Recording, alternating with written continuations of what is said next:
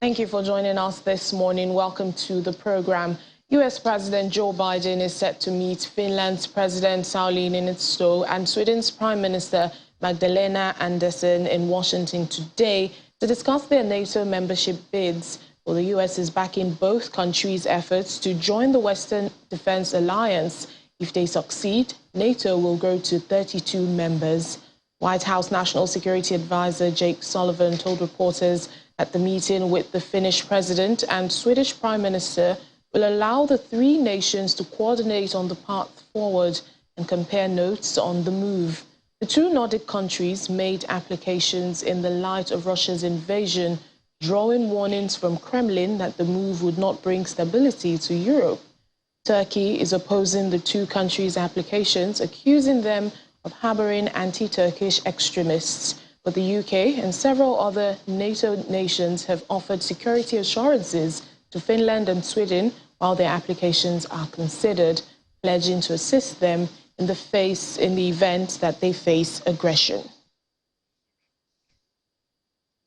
U.S. Secretary of State Antony Blinken has met with Turkish Foreign Minister Mevlut Cavusoglu at the United Nations as the United States kicks off its presidency of the Security Council with a series of meetings addressing global food security. On Ukraine, Blinken says there's a lot on the common agenda, including Russia's ongoing aggression against Ukraine. The United States, Turkey, and all of their allies have been resolute in support of Ukraine, and they want to see this Russian aggression come to an end. Mr. Blinken will chair a ministerial meeting focusing on strengthening global food security, nutrition, and resilience. Today, we had Finland and Sweden submit their applications, and this, of course, is a process, and we will work through that process as allies and as partners. We have a lot on our common agenda, including, of course, Russia's ongoing aggression against Ukraine. The United States, Turkey, all of our allies have been resolute in support of Ukraine, and we want to see this Russian aggression come to an end. I'm grateful for the solidarity that we've shown, that Turkey has shown in that effort. There are many other challenges that we're dealing with together, and maybe some opportunities, including in the South Caucasus. We'll have an opportunity to talk about that. And we want to talk about continuing to strengthen and build on our economic relationship. After our pull aside in Berlin on the occasion of NATO informal ministerial, and always pleasure to discuss bilateral relations and regional and global issues with you directly. Therefore, I'm very happy that we are going to convene the first strategic mechanism ministerial today as well. Of course, we will focus on our bilateral relations, and we are aiming to overcome the differences through dialogue and diplomacy. And there are areas that we need to also pay attention or focus to further deepen our bilateral relations and cooperations. And you mentioned trade. Yes, we aim to reach $100 billion trade volume, and the increase in 2021, despite the pandemic, actually made us more hopeful to reach that target. U.S. President Joe Biden's top national security officials say they unanimously support Finland and Sweden's bids to enter NATO, seeing them as strong military partners. Well, Biden's national security advisor Jake Sullivan says that the team supports the entry of Finland and Sweden into the NATO alliance on the grounds that they have already proven themselves as highly capable security partners. President Biden posed the question to his national security team, to his cabinet principals who cover national security, as to whether they supported the accession of Finland and Sweden, and for them to consider the risks as well as the benefits of bringing Finland and Sweden into the alliance.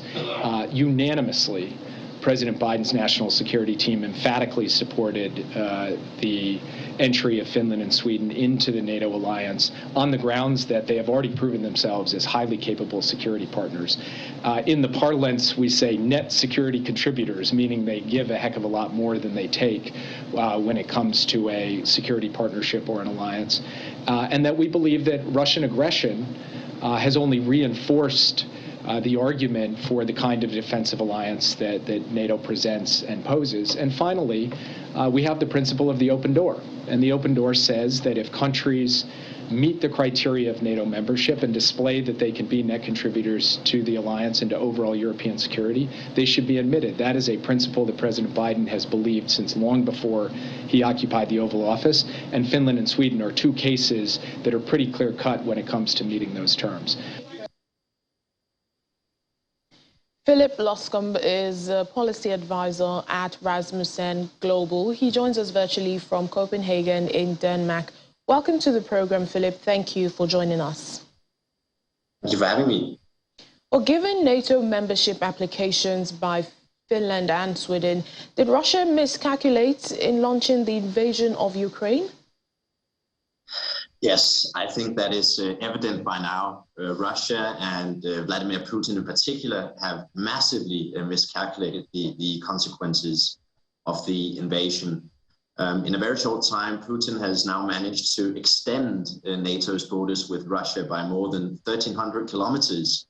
I mean, Finnish and Swedish NATO membership will essentially mean that NATO will almost surround the entire Baltic Sea. And this will greatly enhance NATO's defense of the Baltic region. And it also reduces the chances of a Russian assault across both the air, land, and the sea domains. We also have to remember that Sweden and Finland have both structured their defense capabilities according to NATO standards, which Jake Sullivan also mentioned. Finland has a wartime military strength of 280,000 soldiers, with 870,000 men and women in reserves. So Russia will also have to divert more troops to protect the area bordering Finland. And also, by the way, if we look to the high north, in the Arctic, which is also a strategic priority to Russia, Russia is now the only non-NATO member of the Arctic Council. And here in Denmark, where I'm based, we're having a referendum on June 1st on our defense opt-out, on the security and defense dimension of the European Union.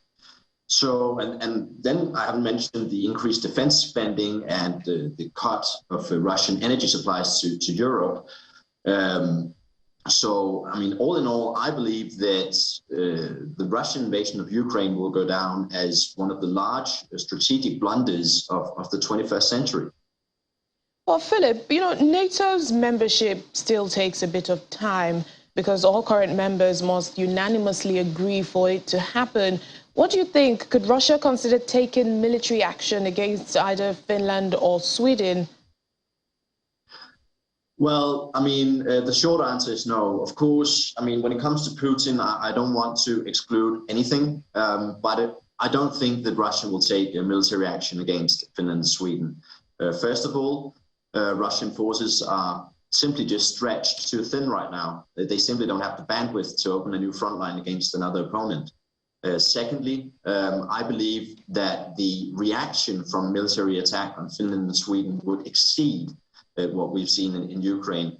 You have to remember that both Finland and Sweden are EU member countries and with close relations to the US. And now they also have security guarantees. So, I mean, there's basically not a lot that Putin can do about it. And besides, the reaction from the Kremlin has been quite mild, if we look at the facts. I mean, of course, they complain this was expected, but they seem to accept the political decision. However, I think that where they'll draw the red line is when it comes to NATO forces, NATO capabilities, and in particular NATO nuclear capabilities being deployed on Swedish and Finnish soil. But that is something that's a question, I think, that's further into the future.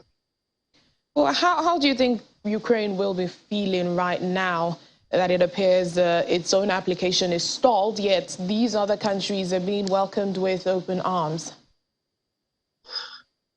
Well, I think that Ukraine will welcome the development. Ukraine knows that it will not achieve NATO accession in any near future. Zelensky has also openly said that. And it was only a week ago that Zelensky praised Finland's willingness to apply for NATO membership. I also want to stress again that this really illustrates the strategic miscalculation on the part of the Kremlin. It makes Putin's life more difficult. And I think it's fair to say that anything that strengthens Western unity is in the interest of Ukraine. Now, on the ground, how would you describe the situation on the ground in Ukraine? I mean, the short answer is that things are still not going as Putin would have liked. His blitzkrieg, of course, did not go according to plan. And even after Russia shifted focus towards the east and the south, advances have more or less lost momentum. Russian forces reportedly suffer from low morale, lack of equipment, and we are seeing strong Ukrainian defenses in the Donbass region holding for now.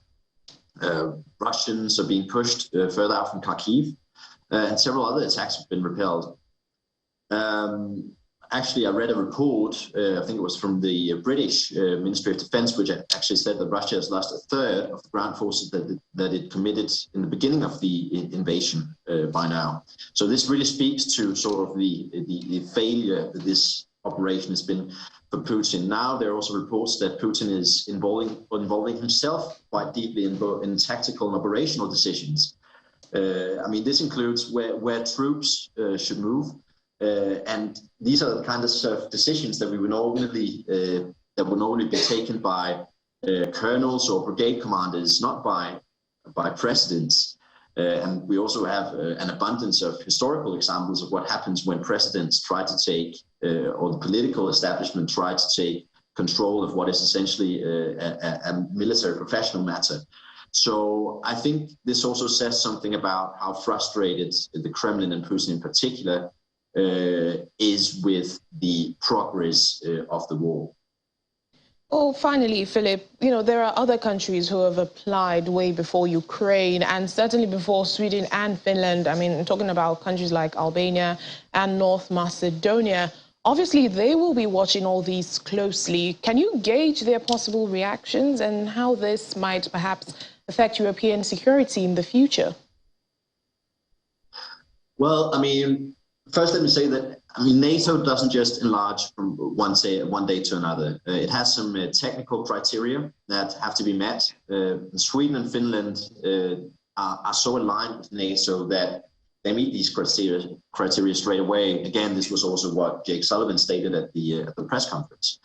So, I mean, accession of Finland and Sweden does not mean that other countries will get rapid accession. In particular, there are many countries with unresolved border problems, disputes and territorial conflicts, and NATO and the NATO members do not want all this spilling into their organizations. This also goes for the EU, by the way. This has also been part of Putin's calculations, I believe. I mean, when he took Crimea, when he destabilized Donbass, occupied Transnistria and Moldova, and so on and so forth, it's all because he wants to establish a number of simmering conflicts in the neighborhood that prevent these countries from entering NATO or the EU. But we also have to maintain that NATO has an open door policy and Putin is not the doorman.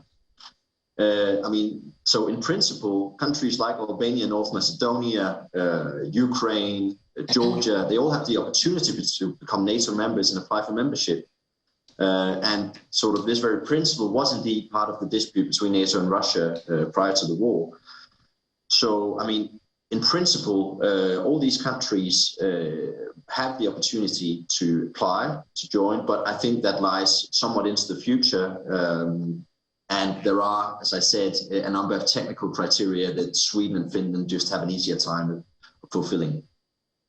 All right then, Philip Luscombe, Policy Advisor at Rasmussen Global. Thank you for speaking to us. Thank you for having me. UN Secretary General Antonio Guterres says that he is in intense contact with Russia, Ukraine, Turkey, and the United States and EU in an effort to restore Ukrainian grain export as a global food crisis worsens. Addressing a food security meeting at the United Nations hosted by the U.S. Secretary of State, Antony Blinken, Mr. Guterres appealed to Russia to allow the safe and secure export of grain stored in Ukrainian ports and for Russian food and fertilizers to have full and unrestricted access to world markets. Russia's war in Ukraine has caused global prices for grains, cooking oils, fuel and fertilizers to soar, and Mr. Guterres warns this will worsen food, energy and economic crisis in poor countries. UN Food Chief David Beasley appealed also to Russian President Vladimir Putin, saying, if you have any heart at all, please open these ports. Mr. Beasley heads the World Food Programme, which feeds some 125 million people and buys 50% of its grain from Ukraine. The Russian invasion in Ukraine is amplifying and accelerating all these factors: climate change, COVID-19 and inequality. It threatens to tip tens of millions of people over the edge into food insecurity, followed by malnutrition, mass hunger and famine in a crisis that could last for years. Governments and international organizations can also come together to compel the Russian Federation to create corridors so that food and other vital supplies can safely leave Ukraine by land or by sea. There are an estimated 22 million tons of grain sitting in silos in Ukraine right now, food that could immediately go toward helping those in need if it can simply get out of the country. Some have tried to blame the sanctions imposed on the Russian Federation by the United States and many other countries for worsening this crisis. This is false. When we impose sanctions on Russia in order to end the war as quickly as possible, we deliberately and carefully created exceptions for agricultural goods and fertilizer. We're working every day to get countries any information or assistance they need to ensure that sanctions are not preventing food or fertilizer from leaving Russia or anywhere else. Ukraine's National Guard has released a video showing the moment of explosion on a bridge connecting two areas in the Rubizhne area of Luhansk. The video, which was released on Wednesday, is set to show a joint special operation between Ukraine's security forces fighting to slow down the advance of Russian troops in the Luhansk region. The location of the video was verified by roads and scenery which matched satellite pictures. Ukraine's defense ministry has predicted many weeks of grinding fighting ahead in the east of the country.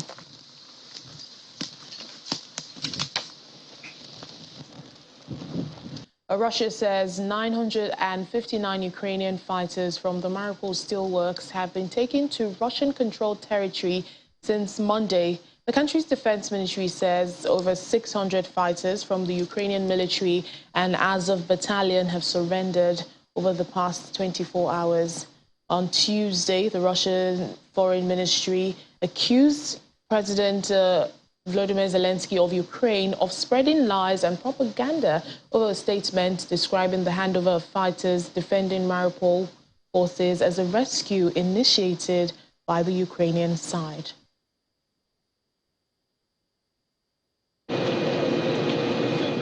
These are some of the Ukrainian soldiers being led out of the Azovstal steel plant by Russian soldiers. Many of them wounded, but most weary from weeks of fighting, and now some respite as they're led out of Mariupol.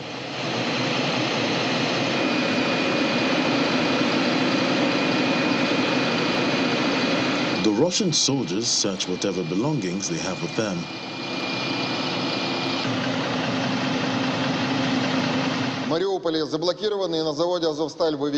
Russia says the Ukrainian soldiers have been surrendering of their own free will. The defense ministry says 694 Ukrainian fighters, including members of the Azov regiment, had surrendered in the past 24 hours. Top-ranking Ukrainian commanders at the steelworks are still inside the plant, yet to surrender. Russia said on Tuesday that 265 of the Ukrainian soldiers blocked at the Azovstal plant surrendered. Among them, over 50 were seriously wounded, and all those in need of medical assistance were sent to hospital in Donetsk for treatment. The Ukrainian side confirmed that the seriously wounded soldiers have been sent to hospital.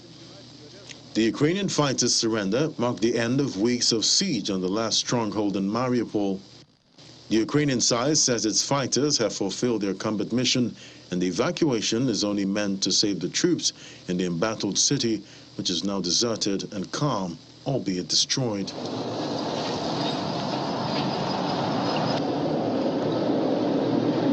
Mariupol, a key Azov seaport city in eastern Ukraine, saw one of the worst bouts of violence in Russia-Ukraine conflict. The Azovstal plant, which covers an area of about 11 square kilometers, is the holdout of the Ukrainian forces in Mariupol. The Ukrainian government has jailed the defenders as heroes who changed the course of the war with Russia by keeping Russian forces at bay for 82 days of siege and bombardment.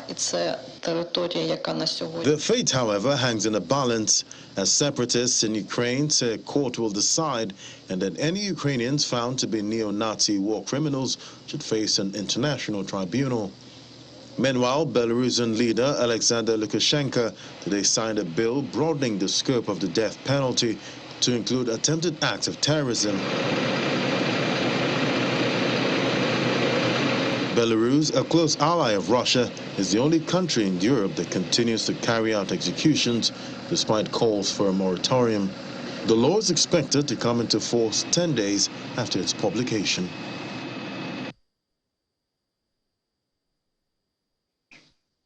Well, G7 partners are set to meet in Germany later today to find a way to repair Ukraine's war-ravaged economy. Earlier this week, U.S. Treasury Secretary Janet Yellen said in a speech that the support pledged so far will not be sufficient to address Ukraine's needs even in the short term. Well, G7 financial leaders are likely to focus on how to help Ukraine pay its bills, reconstruction after the war, the surge in global inflation, climate change, supply chains, and the impending food crisis. All of this is expected to be high on the agenda. A short-term financing package also is expected to be agreed by the G7 that would cover 3 months of Ukraine's needs. U.S. Secretary of State Antony Blinken has said Ukraine will be getting $215 million in emergency food assistance, with more aid expected in the future. So I asked President Putin, if you have any heart at all, to please open these ports. Please assure everyone concerned that the passageways will be clear so that we can feed. Joining us now for more discussions is Professor Femi Olufumilade, Director at the Buratai Center for Contemporary Security Affairs, Igbinedion University, Edo State. Thank you, Professor, for joining us at this time. Good morning, and thank you for having me. Good morning to you. Let's begin with the cities that have been captured by Russia. We have Kherson, Melitopol, Bryansk, Enado, and Mariupol. However, President Zelensky of Ukraine is saying, and he's confident that Kyiv will take back these cities. How do you think, how easy will this be for them? Well, the truth of the matter is that Russia's initial war plan seems to have failed. Their initial plan, you may recall, when President Putin was inciting Ukrainian troops to take out their commander-in-chief in the person of President Zelensky, he thought it was just going to be like eating an apple to overrun Ukraine. When that failed, he concentrated efforts and a lot on Kyiv, the capital of the country. And we witnessed a lot of bombardment going on. And eventually, the resistance was beyond what they anticipated, and they had to beat a retreat. And you can see that the United States has reopened its embassy in Kyiv now. Now, regarding the areas that were captured, The issue will be how to hold the ground in those places. Are they going to deploy troops just to keep those cities? I don't think they will want to do that, because they will then need thousands and thousands of troops to be guarding empty cities, because most Ukrainians in those places have been evacuated. Eventually, they will, of their own volition, have to beat a retreat. That is what I see coming. And then, of course, the Ukrainians, the fact that they abandoned those places doesn't mean that they have given up. You can see that there have been some villages that the Russians captured before, that they have recaptured from them.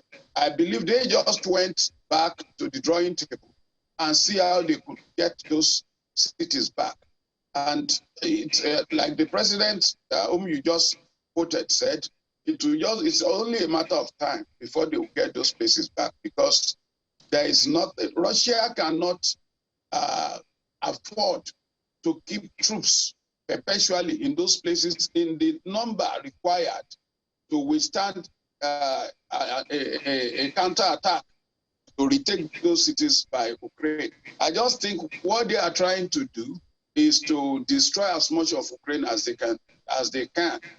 And I don't know what clear objective, they stand to gain in that kind of policy, because up till now, I personally have tried to analyze what actually are the new objectives. The initial objective was regime change. It was clear.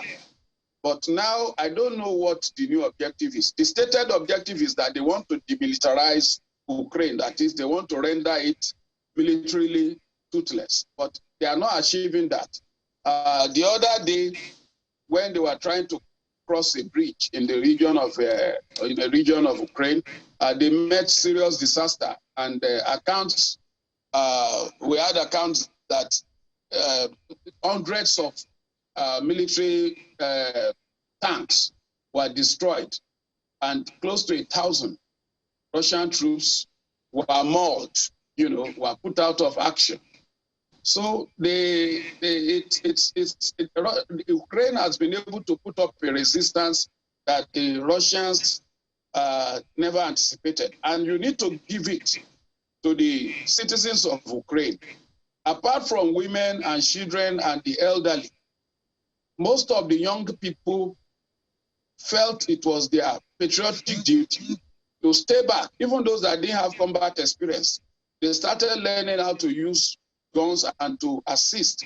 Some help in cooking food, some help in logistics efforts. So it's Russia never bargained for what they are seeing. It's the whole country that is mobilized to resist, both combatants and non-combatants alike. And I don't see Russia keeping those cities perpetually, like I earlier said, because the Ukrainians are going to come back to take their cities. Even the areas that were liberated already from the Russians, watch clips where people are returning. This is our city, and they've started clearing the debris. Going back to rebuild their lives. Yes, Professor, I just want to touch on, let's talk about what you mentioned earlier, about the U.S. reopening its embassy in Kiev, and that's after abandoning that diplomatic post just before the Russian invasion began. What do you think is America's strategy or reason for doing this at this time? Because Ukraine is still technically at war. Well, America is doing that for a couple of reasons. One is to be a morale booster for the authorities in Kiev. It's a way of saying we are with you. And then, of course, America will be able to use this for intelligence gathering also, to give intelligence support in the course of this war. With American embassy on the ground there, a lot of American agents, of course, will be able to legitimately return to Kiev and be able to give up-to-date report on the state of the war, first-hand report to the authorities back in Washington, D.C.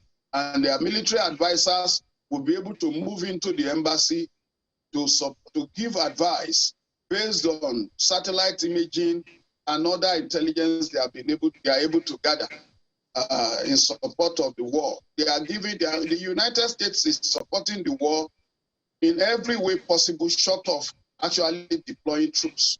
In terms of equipment, in terms of funding, over $200 million was recently approved again for food supplies. So that now that Ukraine is unable to, the agriculture there is disrupted, the troops and the civilian population will not suffer food shortages. So the reopening of the embassy is both a diplomatic action. It's also what I may call a strategic action too, because like I have already painted the picture of what they stand to do, in support of the war by mobilizing their military advisors into the embassy in Kyiv. Oh, it's no news that, this war is affecting the global community in every aspect and every industry. And like you've mentioned, the West and its allies are keen on seeing this end as soon as possible. How long do you see things continuing? Well, it is better to assume, a worst-case scenario. This is a kind of war of attrition that you cannot predict exactly when it's going to end. And more so, the Russians themselves appear to have become confused as to what their real purpose is. What do they stand to? What do they want to really achieve? When they are resisted in one region, they move to another region, and so on and so forth. So, but my own worry is I don't know how long Ukraine will be able to continue to being on the defensive and experiencing all the destruction to its infrastructure and the killing of its people. I am anticipating a situation where Ukraine may gradually move from being defensive to go on the offensive, because it is said that the best form of defense is offense. Because Russia seems not to be losing anything in terms of, apart from its combatants and its military equipment, whereas indiscriminately it's targeting civilian locations, it's destroying infrastructure, power plants, water processing systems, etc. So if Ukraine remains on the defensive, the whole country might as well get destroyed. So I guess that it's going to get to a point where they won't be able to take it anymore, and they may also move proactively into targeting Russian cities and infrastructure. And so the war can drag on. It can be a war that can still continue for the next 5-6 years. It's like the war between Russia, USSR, and Afghanistan. It took a couple of years. We do hope. Scenario. Professor, I was saying we do hope that is not the case, for 5-6 years, but we'd like to thank you so much, Professor Femi Olufumilade, for joining us, Director at the Buratai Center for Contemporary Security Affairs, Igbinedion University. Thank you again. You're welcome. Japanese Prime Minister Fumio Kishida says his country is set to double fiscal aid for Ukraine to $600 million in a coordinated move with the World Bank to back the country's near-term fiscal necessities damaged by Russia's invasion. Japan, a member of the G7, had previously announced $300 million in loan to Ukraine in April. Well, the U.S. proposal to levy tariffs on Russian oil means buyers will have to pay more or seek alternative suppliers. Now, that's according to Kremlin spokesperson Dmitry Peskov, who also said that there was no movement in peace talks with Ukraine, and that Kyiv is showing a total unwillingness to continue them. U.S. Treasury Secretary Janet Yellen had indicated earlier on in the week that the European Union could combine import tariffs on Russian oil with the phased oil embargo it is trying to put in place to shrink Russia's energy revenues. The World Bank has said it will make $30 billion available to help stem the food crisis, or the food security crisis threatened by Russia's war. The bank says the total will include $12 billion in new projects and more than $18 billion in funds from existing food and nutrition-related projects that have been approved but have not yet been disbursed. The new projects are expected to support agriculture, social protection to cushion the effects of higher food prices on the poor, and water and irrigation projects. The majority of resources are going to areas hardest hit by the crisis: Africa and the Middle East, Eastern Europe, and Central Asia and South Asia.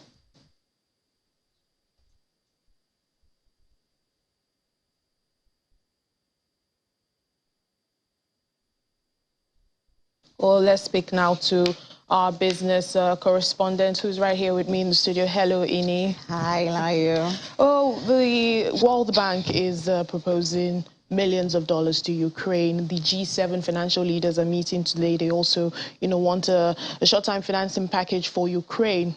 Tell us more. Yeah, well, I guess it's not new. It's like the norm now. I know, I think last week we had this conversation about a lot of plans from the US to the UK to the EU to help. I think even Germany, they've talked about rebuilding Ukraine after the war, which, I mean, I'm glad you spoke to your guest there to say we hope it doesn't last 5-6 months. We're hoping at least that's the prayer. Yes, because the spiraling effect obviously is not good for anyone. So it's a lot of efforts by many countries, to help buffer the impact of what's going on in Ukraine to Ukrainians. But the truth is that even these countries themselves are also having their own issues. For instance, I know you've heard about the EU, the European Commission, talking about how much they have set aside now, for energy transition, which is a big problem for a lot of people. The UK now is talking about recession. The inflation is out 9% just yesterday. And so we're looking at double digits in the nearest future. And it's driven mostly by transportation energy costs, which is an aftermath of the Ukraine war. Back in Nigeria, we're talking about the same thing. Diesel, our aviation sector, airline operators are threatening to shut down again, even though they had a meeting, with the NPC and the lawmakers, and they promised to have 3 months. I mean, but it's where do you get the jet A1 fuel from? I mean, where does the diesel come from? Who is going to subsidize their subsidy on petrol now? The federal government is struggling to meet up with that. Revenue to debt now is about 80% or so. So where will the government even get the money from? So, I mean, it's good they're trying to help Ukraine, but I guess the better thing would be that the war ends and the troubles that we see, even the European Commission that has the plan, to cut off from Russian oil, it's not going to be an easy task. They're going to have to put their hands into the COVID-19 recovery fund to get that money. And COVID is still very much around. And the after effects of 2020 pandemic is still here. Apart from the fact that we are having new figures, the Asian countries are shutting down. Thank God there's a bit of recovery there now. So it's not easy and it's not good for anyone. Russia has to be sanctioned, but even the sanction that is on Russia is also affecting other countries. Now, one good thing that might come out of this, when you look at that plan by the European Commission, is maybe this will hasten the renewable energy adoption by countries, because they're talking about natural gas, they're talking about solar, and all of that. And this, of course, is better for the environment. It's better at the end of the day. But of course, it's also capital intensive. And then another good thing that may come out, we talked about this yesterday, about Africa, you know, with our gas and all of that. Perhaps part of this money that is set out for investments might come to Africa to help develop some of our infrastructure. Our own economy, and we might also be able to get that. Just maybe we're keeping our fingers crossed on that. Light at the end of the tunnel is what hopefully, we're hoping for. Thank you, Ini, our business correspondent. The latest United Nations forecast says the war in Ukraine has upended the fragile economic recovery from the COVID-19 pandemic, triggering a devastating humanitarian crisis in Europe and increasing food and commodity prices, and also globally exacerbating inflationary pressures. Speaking to journalists in New York, the Director of Economic Analysis and Policy Division at the UN Department of Economic and Social Affairs informed that global economic growth prospects have changed dramatically since the last forecast in January, when a 4% growth was expected. That forecast has now been adjusted to just 3.1%. Has upended a fragile economic recovery from the pandemic. Global economic growth prospects have changed dramatically since our last forecast in January, when we were expecting 4% growth in 2022.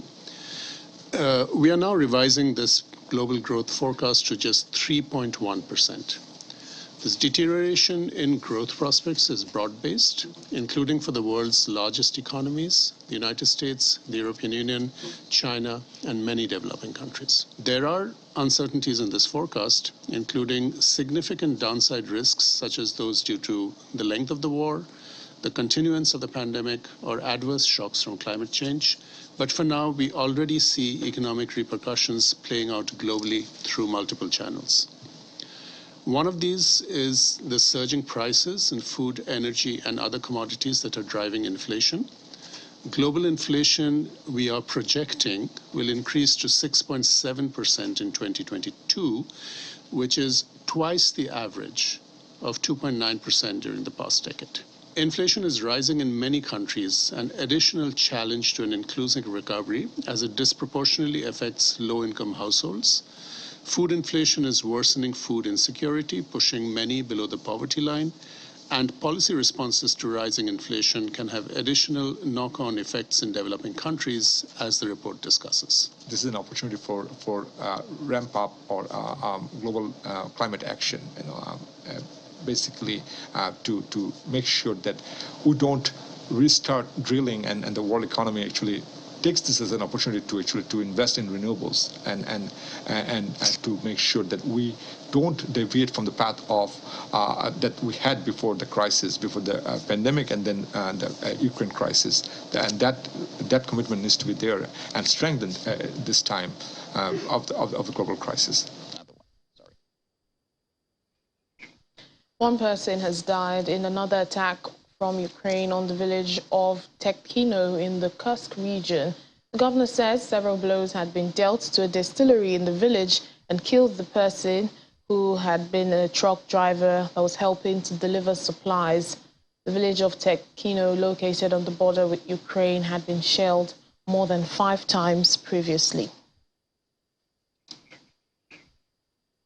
Or like we've mentioned earlier, before the U.S. Embassy in Kyiv has reopened after a 3-month closure due to Russia's February 24 invasion.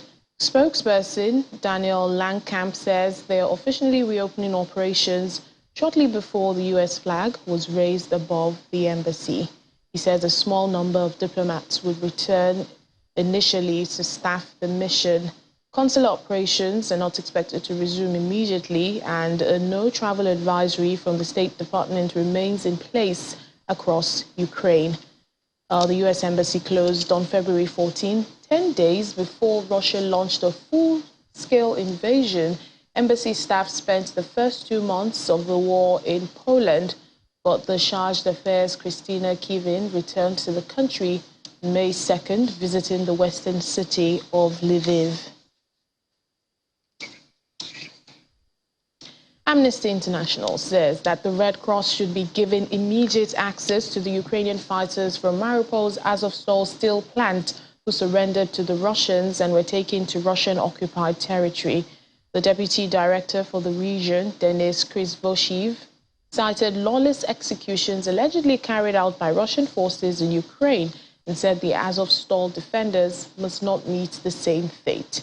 Russia has said that nearly 1,000 last-ditch Ukrainian fighters who held out inside a pulverized steel plant had surrendered. It is now unclear how many fighters remain inside the plants of tunnels and bunkers, where 2,000 were believed to be holed up at one point.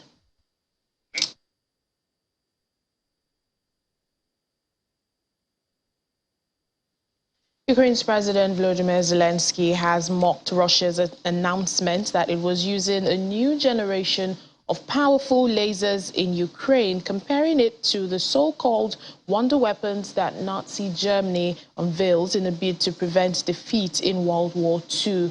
Well, earlier in the day, Russia said it was using powerful lasers in Ukraine to burn up drones, deploying some of Moscow's secret weapons to counter a flood of Western arms. Speaking in a late-night address, Zelensky said Russia was trying to find its wonder weapon against Ukraine. According to Zelensky, a representative of the Russian state said that the occupiers have allegedly started to use laser weapon system in Ukraine to save missiles.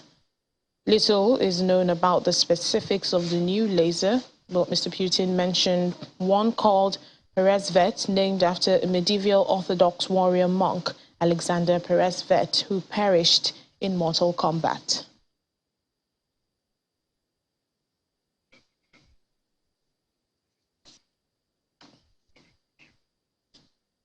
Well, Russia's defense ministry has released footage of what it claims are wounded Ukrainian soldiers from the besieged steel plant in the city of Mariupol. The men appear to be in hospital beds, and a handful spoke briefly to camera. Well, in the video, one of them says he had received medical treatment. Another said they had been given food. The soldiers had been holed up for weeks in the Azovstal steelworks as a last stand against Russian forces determined to take over Mariupol. Top commanders of Ukrainian fighters are still said to be inside the plant. That's according to the leader of pro-Russian separatists in control of that area.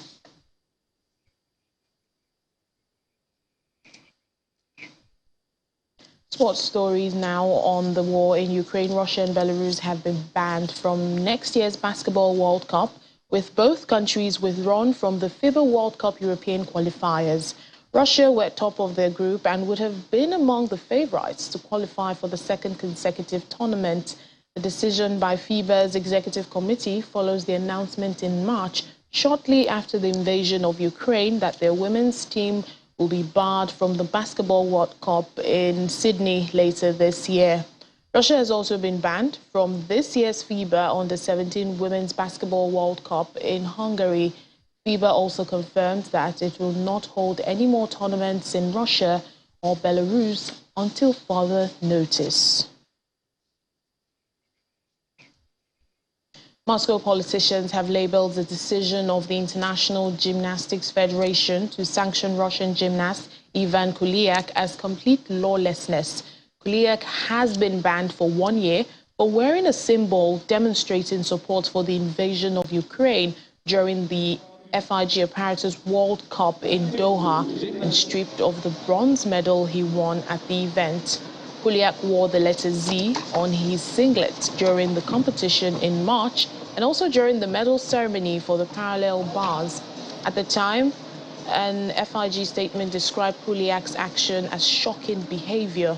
The symbol is widely regarded to be a signal of support for the Russian military action and had been displayed on tanks during the invasion of Ukraine.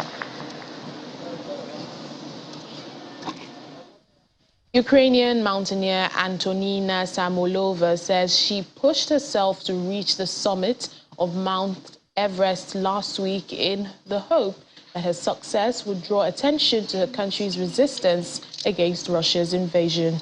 On the roof of the walls, Samolova held up a blue and yellow panel emblazoned "Stand with Ukraine," while her father and brother are serving in the army defending their country against Russia. Samoilova was at the summit of Mexico's highest mountain in February when news of the Russian invasion reached her. I think that bringing Ukrainian flag to the top of the world during the Everest season, when all eyes are on Everest, actually, like of all the world, is a good opportunity to bring the attention of many, many people, saying that it's not over yet in Ukraine, like the war is still there, because it's a pity, but sometimes people get used even to the war, because like people are getting used to everything, and it's not good for us, for Ukrainians, because we need more help. We need all the world to help us. Learning more about Ukraine President Volodymyr Zelensky just got a little easier with the release of Tidal Wave Comics' biographical comic book, Political Power, Volodymyr Zelensky. A portion of the comic book, released on May 18th, will be donated to the International Red Cross in honor of the crisis in Ukraine. Or the 22-page glossy book tells the story of how Volodymyr Zelensky swept to power 3 years ago, promising to end a war with Moscow-backed separatists in eastern Ukraine, and how he now faces a Russian invasion that could result in the overthrow of his government and the end of Ukrainian democracy. Well, Zelensky, best known for playing a fictitious president in a TV show, had no political experience when he took office as the country's 6th president. The US-based publisher Darren G. Davis said in a statement that the book means a lot to him because of his Ukrainian heritage. Both sets of his grandparents immigrated from Ukraine, and he wants to use this book to not only tell a story, but to somehow donate to the cause at the same time. Well, that's very generous of him. Thank you so much for watching the program today. That's it on the show. I'm Layo Olarinde. Have a lovely day.